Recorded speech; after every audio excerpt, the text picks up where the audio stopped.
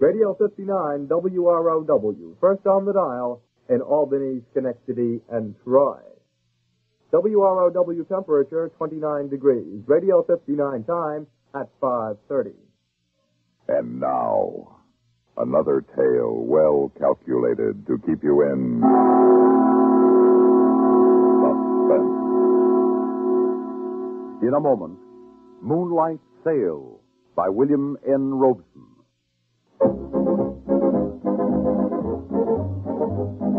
Winston tastes good like a cigarette should. Winston tastes good like a cigarette should. Winston gives you real flavor, full rich tobacco flavor. Winston's easy drawing too. The flavor comes right through to you. Winston tastes good like a cigarette should. A modern filter? Sure, Winston has it.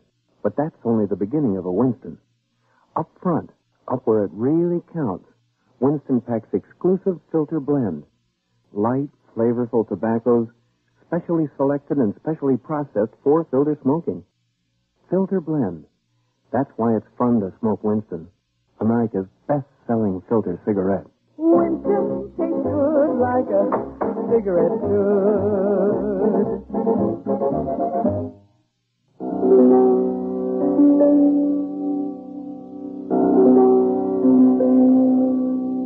The ancient Romans called the Mediterranean Mare Nostrum, R.C. For the past several years, I've made it my sea, up to a point. At least there isn't a port between Gibraltar and the Suez Canal I haven't been in and out of, without the knowledge of a harbor master.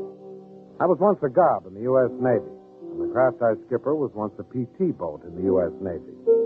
Now, we can both be had, for a price. If the price is right.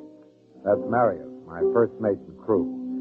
I signed him on one night in a dive in Marseille after I'd come between him and a crazy Moroccan who wanted to give him a facelift with the broken end of a wine bottle. Marius may have a rather carefree code of ethics, but I know I can count on his loyalty, so long as I pay him regularly. There are the bells up on the Souquet, the old section of town. The sun is dipping toward the mountains of the Estoril, and another day is drawing to a close on the glamorous and expensive French Riviera, where the pickings have been precariously lean for the cruiser Mockingbird and its men. Bonjour, monsieur. Ah, but who knows? Maybe this is our pigeon. May I come aboard? Sure. What can I do for you? It is said that your boat is for hire. That's right. And are you free for the season? Yes, I am. Good. Then I shall engage you. For what? Oh, just a boat ride, a moonlight sail. Where? Just out and back. Why?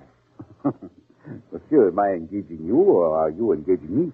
I like to know what I'm getting into, that's all. Oh, it is merely, as I say, monsieur, a moonlight sail. A young lady whose capitulation is as yet not complete. Oh, I see. Well, I'm not sure the Mockingbird is very well rigged for your purpose. She looks adequate. Okay. What time? Say 8 o'clock. You know the Villa Mouette on Cap d'Antibes? The big place out by Eden Rock that rich American dame leased for the summer? C'est ça. I'll be there. Oh, one thing more, monsieur. Yes? How much? How long is it going to take you? Who knows? 2 hours, 3 hours. One cannot put a time limit on these matters. Yeah, I know. Say 10,000 francs for the evening. Agreed, monsieur. At 8 o'clock, then? At 8 o'clock. Steve, I do not like you. But, my friend, a buck is a buck. Or, as we say in France, 400 francs is 400 francs.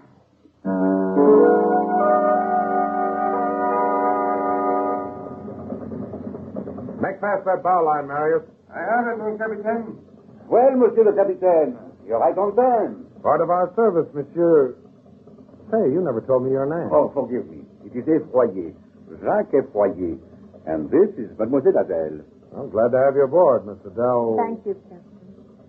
Any special place you wanted to go, Monsieur Effroyer? Yes. Head her straight south. South? Yes. To Africa.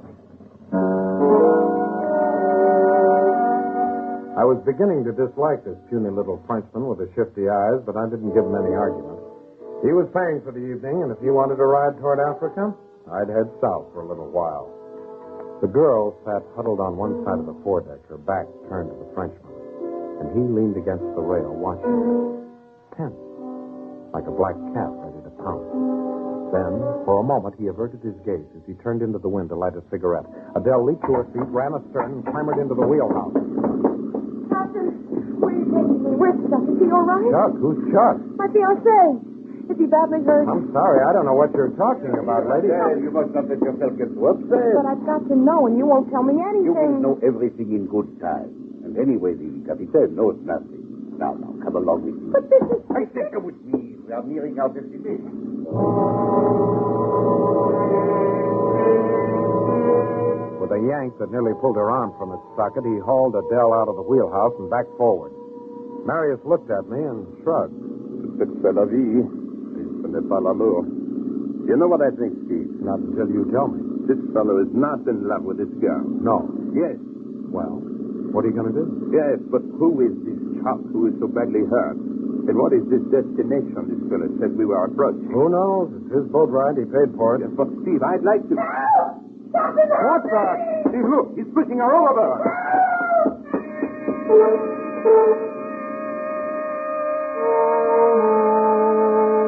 I made it to the foredeck just in time to grab the struggling girl before she went over the side. She was too shaken to speak, but the Frenchman wasn't tongue-tied. Oh, thank you, Captain. Thank you. She was trying to throw herself overboard. I struggled to prevent her, but she was too strong for me. If it had not been for you... Save it. I saw how it happened. Oh, Get aft to the wheelhouse. I want you where I can keep my eye on you. Both of you. Thank you. He's trying to push me overboard. I know. Marius, oui, mon capitaine. swing her around. We're going in. The street, mon capitaine. All ahead, flank. All ahead, Frank. The sooner I drop this cargo, the happier I'll be.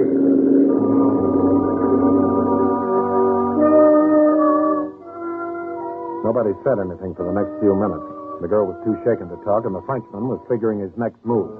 Marius held the wheel, driving the Mockingbird across the moon-drenched water at top speed. And I stood by to prevent further mayhem. Captain, I feel I owe you an explanation. You don't owe me anything but 10,000 francs for the evening's outing. Oh, that? Oh, here you are. Thank you. Nevertheless, I feel I must explain. You see, my wife... Your wife?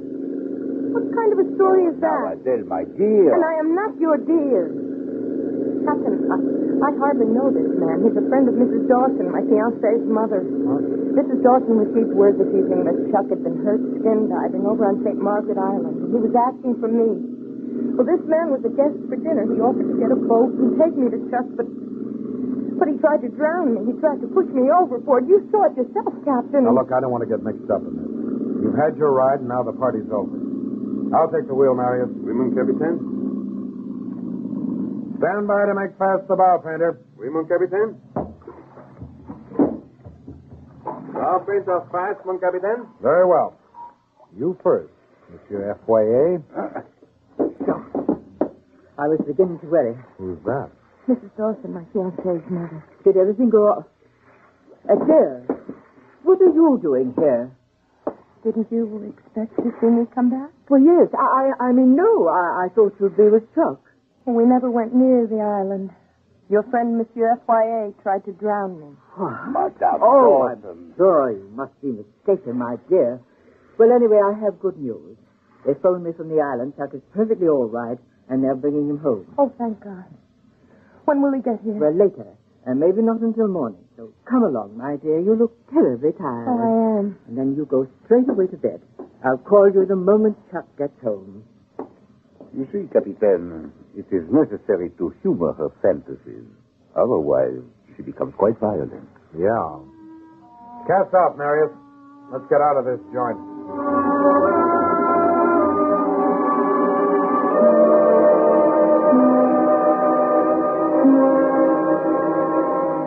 We headed back to Cannes, taking a bearing on the white frosted walls of the Palm Beach Casino. But I couldn't get that girl out of my mind. She didn't sound crazy. She didn't act crazy. And there was no doubt about it, the Frenchman had been pushing her over the side. And the woman, Mrs. Dawson, whoever she was, seemed not only surprised, but furious to see the girl. I knew it was none of my business, but that's the way I am. Back to Captain Key. We crept into a quiet cove a quarter-mile east of the villa, and I left Marius at anchor watch and made my way back to the house along the silent, moon-dappled road. It was a big villa, surrounded by formal gardens, a rambling Mediterranean house dominated by a round watchtower which looked out to sea. There were no lights on the landward side, so I made my way through the shadows toward the water, and soon heard the low buzz of voices. There they were, Mrs. Dawson and Jacques standing on the terrace which faced the sea.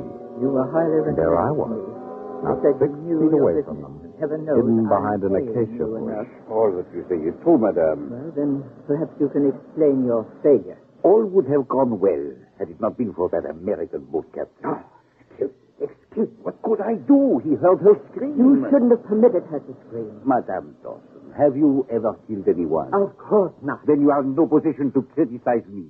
That girl must not marry my son. I understand that. Tonight. You said you'd do it tonight. Try, madame. Well, there is still time.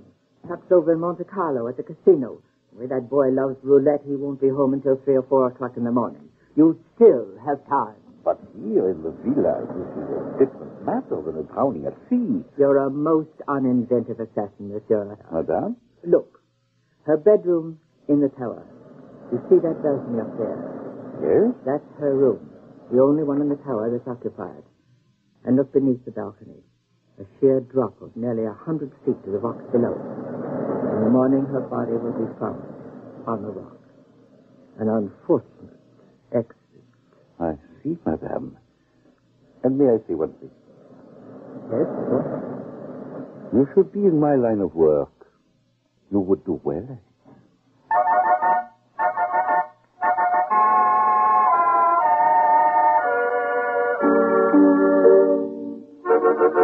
I sneaked away on this high note of compliment and returned silently to the road. As I ran back to the Mockingbird, I worked out a rough plan for the rescue of the fair maiden from her dungeon tower. The light in the tower room was still on.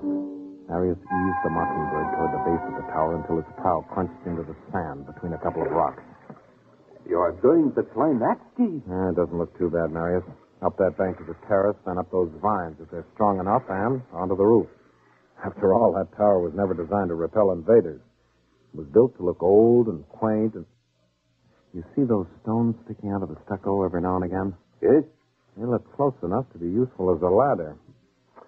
All right, give me the coil of rope. Here you are. And you know what you have to do down here. I know. Uh-oh, the light just went out. I got to get moving. Bonne chance, Steve. Yeah, thanks.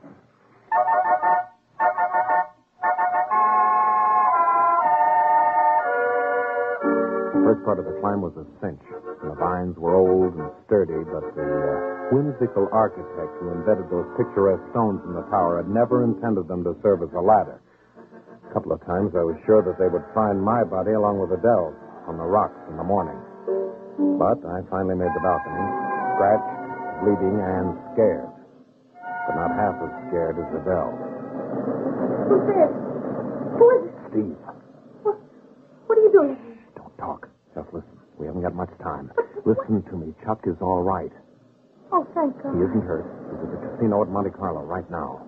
Why, then... You were right about the Frenchman. He tried to drown you. In just a minute, he'll try to push you off the balcony. Mama doesn't want any little girls playing around her little boy. We've got to get you out of here, and there's only one way, over the balcony. Come on. Oh, but I can't. There's no time to get prettied up. Just come as you are. Come on.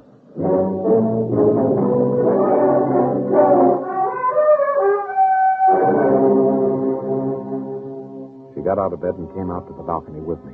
I dropped the light line that I'd carried up with me. Marius fastened it to a coil of 3/4-inch manila, which I pulled up and looped over the railing of the balcony. Then I tied a French bowline on the end to make an improvised bosun's seat, and Adele stepped into it. I helped her over the edge of the railing, waved to Marius, and he began to lower the terrified girl to the rocks. As she disappeared from sight, I heard the door of the room open softly behind me. I turned as the Frenchman quietly entered and tiptoed over to the bed. Adele. Your pigeon's flown the coop this year. You ought to thank me. This is the second time tonight I've kept you from committing murder.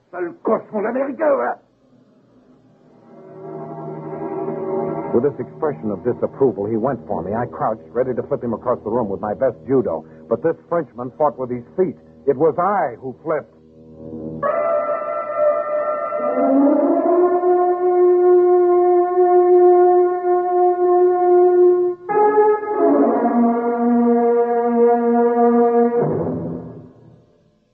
In just a moment, we will return for the concluding act of Suspense.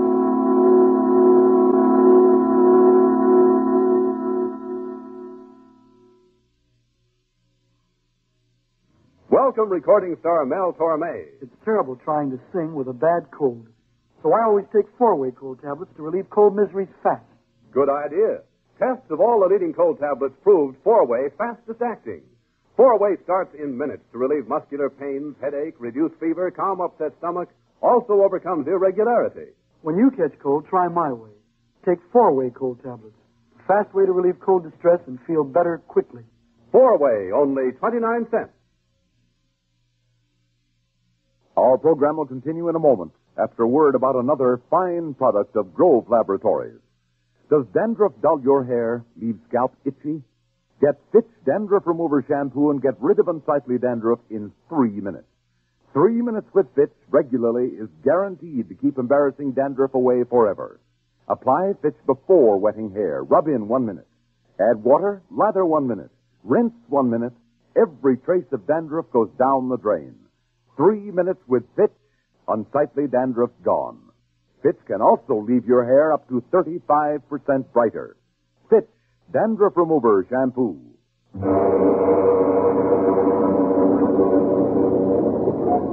I was out. Not long, but long enough for him to get out on the balcony and take in Adele's improvised elevator. I shook my head groggily to see him hacking away at the rope with a pocket knife. I jumped him, yanked him away from the rope. He leaped to his feet and came at me with a knife, pushing me back against the railing. I fought off the knife hand, but it came closer and closer to my throat. And then he lost his balance, just a fraction, and just enough for me to use judo. And he flipped over the balcony and down to the rock below.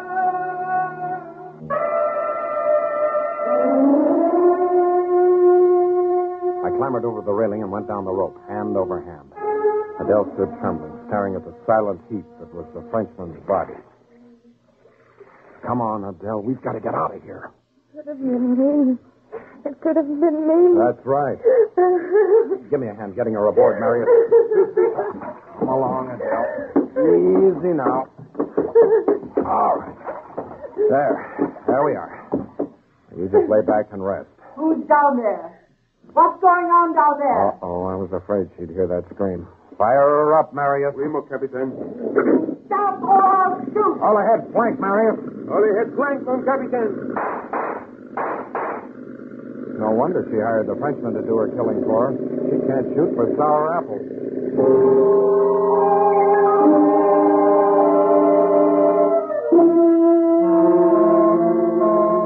We got out beyond the 3-mile limit as fast as the Mockingbird would go, which is plenty. Then we headed east toward Monte Carlo.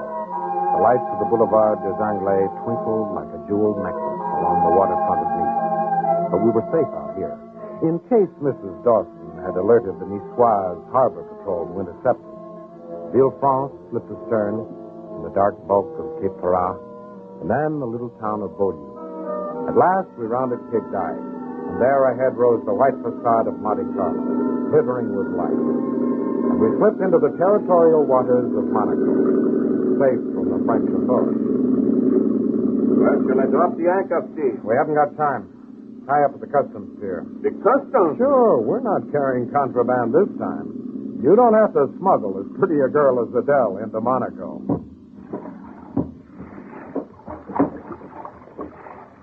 We tied up at the customs dock under the astonished gaze of the guard who had emerged from his red and white striped sentry box. Pardon, monsieur. You have a landing permit? Not yet. We're in a hurry. But it is a fire. Yeah, I know. I'll be back. Meanwhile, you guard my boat, huh? Monsieur. You see, we're refugees from France. Oh? An affair d'amour. Oh, well, in that case, passez, monsieur. Passez.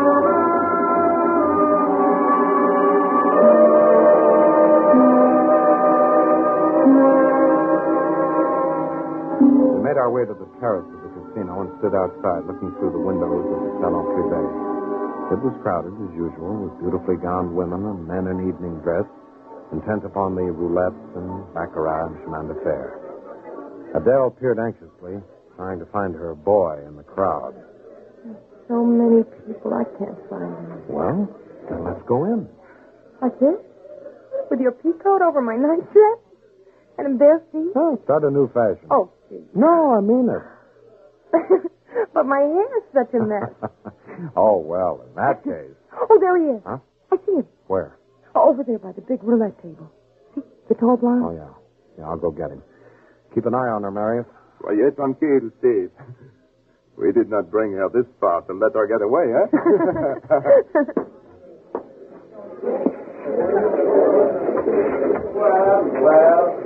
Voilà, monsieur. C'est jour, monsieur, et dame. 17 Rouge, 00. 17 rouge, double zéro. Voilà, monsieur. C'est jour, monsieur, et dame. Rien pas plus. Your name, Chuck Dawson? Yeah, why? Someone wants to see you outside on the terrace. Oh, Surprise. what is it? Come along. Hey, wait a minute. I got a lot riding on 17 We've red. got a lot more riding out on the terrace. Adele. What? Come on. 17 rouge. Monsieur. Monsieur Dupin. Vous avez... McCabe. Hey, Adele. Oh, Chuck. Chuck, I never thought I'd see you again. Well, what is this? What's this all about? Well, there'll be plenty of time for explanations later. The important thing is, do you want to marry this girl? Of course I do. Well, then I suggest you do it right away, and in Monte Carlo, where the authorities take a dim view of murdering mothers-in-law and kidnapping skippers.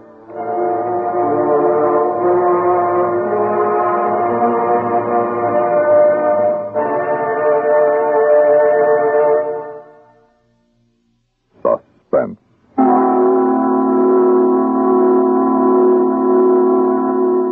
You've been listening to Moonlight Sail, written for suspense by William N. Robeson. In a moment, the names of our players and a word about next week's story of suspense.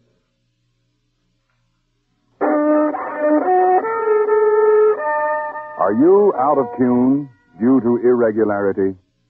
Then help yourself get back in tune with Kellogg's All Brand. Pleasant, isn't it? The feeling of well-being you get when constipation from lack of bulk is no longer a worry. When harsh, irritating drug laxatives can be thrown away. Because Kellogg's All Brand is the normal, natural way to regularity. Its whole brand content gentles away constipation, supplies your system with the bulk-forming foods you need for youthful regularity. And it tastes good, too. Fact is, Kellogg's All Brand is the one and only whole brand cereal that combines proved effectiveness with appetizing taste and crispness. So if you're out of tune, help yourself get back in tune as millions do with Kellogg's All Brand. ALL-BRAN. Kellogg's All Brand.